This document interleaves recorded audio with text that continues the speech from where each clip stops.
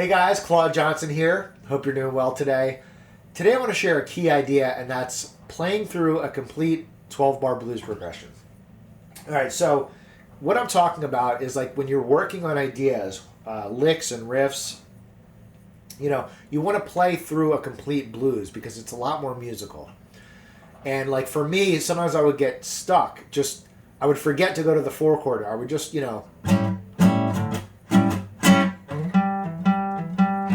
come up with different riffs and just try to improve it. And I would just kind of like, I guess in my mind I was thinking, let me just keep it super simple and master the basics and then move on. But there's a such thing as keeping it too simple. When you try to go too simple, you're kind of abstracting away the music part of it. You're just like working on your skills. And it can be a balancing act. There's a fine line between, you gotta sense when you want to just buckle down and just focus on super simple basics, and then the next phase is like actually applying it to something musical and making real music from it. So, music is kind of, based on building blocks, as I would call it. The simplest block is a note, and then notes are, combine into licks combine into riffs combine into progressions combine into songs. So let me try to come up with an example, and we'll try to take it through a complete 12-bar blues, just to give you an example of what I'm talking about.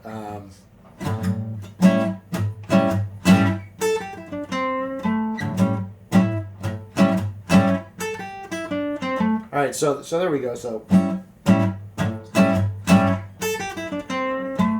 let's take that as our riff.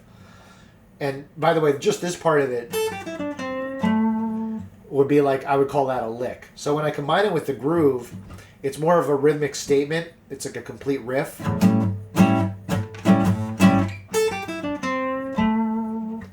And basically that's like a 2-bar riff, at least the way I'm hearing it. So in a 12-bar blues progression, remember you're going to be staying on the 1 chord for 4 bars. And so if you have a 2-bar progression, you want to play it basically twice. Or you could play it once and then play a variation of it for the second time.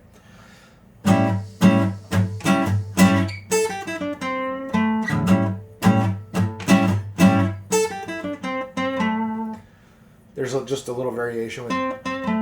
All right. Now you want to.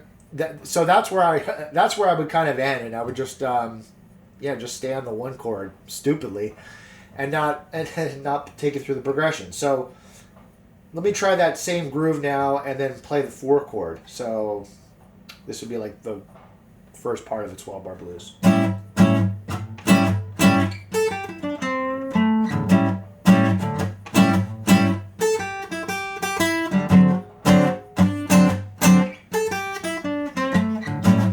Back to the 1.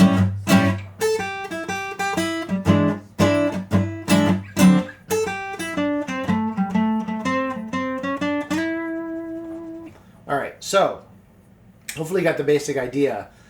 Whatever you come up with, you want to sort of figure out where it stops and starts. How many bars is it? It could be a 1-bar riff.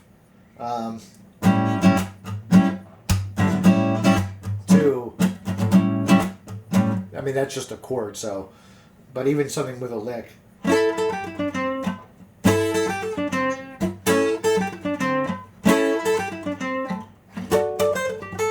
You could do that kind of idea. The point is, you want to take it through a complete 12-bar blues because it just makes it way more musical. You're going to get more ideas. And it's just going to move you more toward the ultimate goal, which is making music.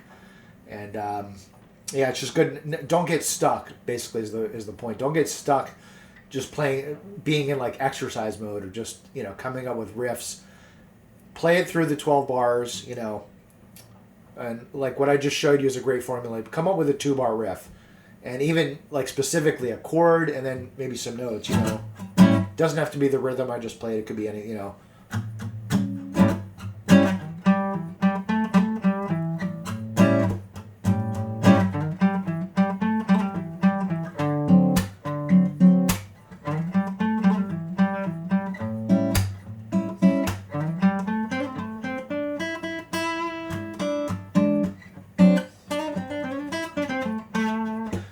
toward the end of the progression, when you're playing the turnaround, it's almost like you can go in different directions. You can sort of branch out, even just like single notes, you know.